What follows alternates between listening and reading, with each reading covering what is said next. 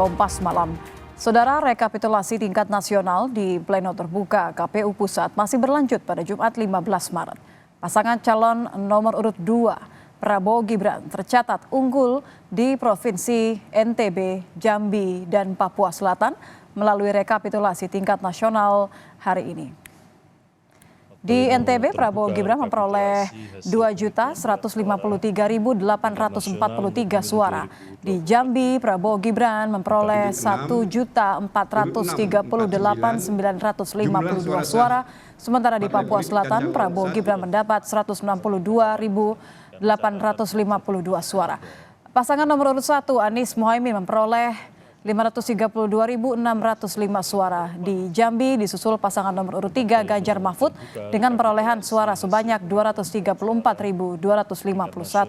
Sementara di Papua Selatan, Anies Mohaimin memperoleh 41.906 suara dan Ganjar Mahfud memperoleh 110.003 suara.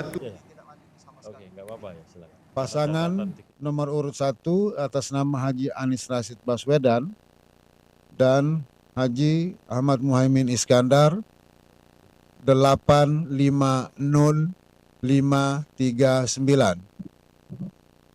Pasangan nomor urut 2, Paslon 2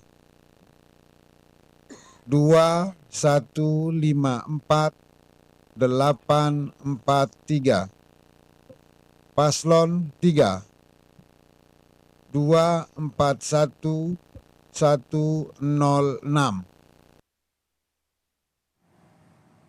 Rekapitulasi penghitungan suara hasil pemilu di KPU Provinsi Aceh juga selesai dilakukan. Pasangan calon nomor urut 1, Anies Baswedan dan Muhaimin Iskandar, unggul dengan 2.369.534 suara, diikuti pasangan Prabowo Gibran 787.024 suara dan Ganjar Pranowo Mahfud perolehan suara 64.677 suara. Kecuali ketika dilakukan cross check angka-angka itu ternyata sama. Sore tadi di tengah rekapitulasi suara di kantor KPU Jakarta, 2 kelompok massa sempat melakukan unjuk rasa di depan kantor KPU. Kedua aksi massa terdiri dari 2 kelompok dengan tujuan berbeda. Kelompok pertama merupakan massa yang mendukung kinerja KPU dan meminta KPU segera mengumumkan hasil pemilu 2024. Sementara kelompok massa yang lain memprotes hasil rekapitulasi KPU. Lebih lengkap terkait perkembangan rekapitulasi suara KPU, kita akan bergabung dengan jurnalis Kompas TV Dian Silitonga. Dian, selamat malam. Di hari ke-17 ini provinsi mana yang tengah dihitung dan seperti apa hasilnya? Ya, Nitya, di hari ke-17 ini ada total 6 provinsi yang melakukan rekapitulasi suara terbagi dalam 2 panel seperti biasa. Secara keseluruhan hari ini panel A menghitung untuk Provinsi Nusa Tenggara Barat, kemudian Provinsi Jambi dan juga Provinsi Maluku Utara. Kemudian untuk panel B menghitung Provinsi Aceh, kemudian juga Papua Selatan dan Sumatera Utara. Nah, meskipun penghitungan untuk Provinsi Maluku Utara dan juga Sumatera Utara masih berlangsung, tapi tadi rekapitulasi untuk Pilpres sudah disahkan oleh Komisioner KPU, sehingga saya akan sampaikan angkanya. Di Maluku Utara, pasangan calon nomor urut 1 Anies Mohaimin ini memperoleh sekitar 200.459 suara. Kemudian pasangan calon nomor urut 2 Prabowo Gibran memperoleh 454.943 suara. Kemudian pasangan nomor urut 3 Ganjar Mahfud memperoleh sekitar 91.293 suara. Dan kemudian di Sumatera Utara, Anies Mohaimin memperoleh sekitar 2.339.000 suara. Kemudian Prabowo Gibran memperoleh 4.660.408 suara dan Ganjar Mahfud memperoleh suara 999.528 suara. Artinya untuk hari ini pasangan calon nomor urut 2 Prabowo Gibran unggul di 5 provinsi, yakni NTB, Papua Selatan, Jambi, Maluku Utara dan juga Sumatera Utara. Sementara pasangan calon nomor urut 1 Anies Mohaimin unggul di Provinsi Aceh.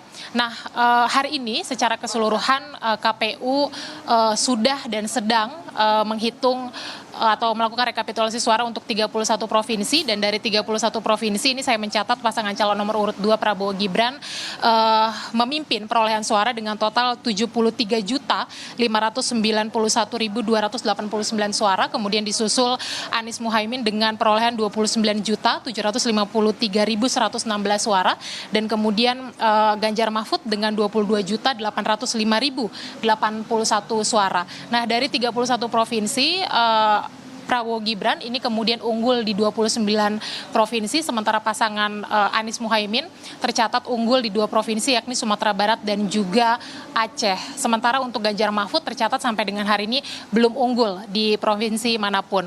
Nah, dari 31 provinsi artinya masih tersisa 7 provinsi lagi yang harus melakukan rekapitulasi suara, Nitya. Tentu saja KPU harus mengejar penghitungan suara di 7 provinsi sampai tenggat waktu 5 hari ke depan, karena seperti yang kita tahu ini batas waktunya tanggal 20 Maret KPU harus segera mengumumkan atau menetapkan hasil pemilu 2024 baik itu Pilpres maupun juga Pileg. Komisioner KPU optimistis bahwa proses rekapitulasi suara ini akan selesai sebelum tanggal 20 Maret. Kita akan pantau bersama nanti teknisnya seperti apa, apakah nanti kalau sesuai target rekapitulasi ini bisa selesai misalnya tanggal 18 Maret kemudian KPU langsung mengumumkan hasil pemilu, atau meskipun sudah selesai rekapitulasi suara tanggal 18 Maret KPU akan tetap mengumumkan di tenggat waktu terakhir tanggal 20 Maret 2024. Kita pantau bersama jalannya proses rekapitulasi suara, apalagi kita tahu di tengah proses rekapitulasi suara ini juga ada dinamika yakni aksi protes di berbagai tempat dan juga dari kelompok masyarakat tertentu yang kemudian sebagian besar mempertanyakan proses rekapitulasi suara yang dilakukan oleh KPU. Nitya. Kita kawal bersama. Terima kasih jurnalis Kompas TV Dian Silitonga.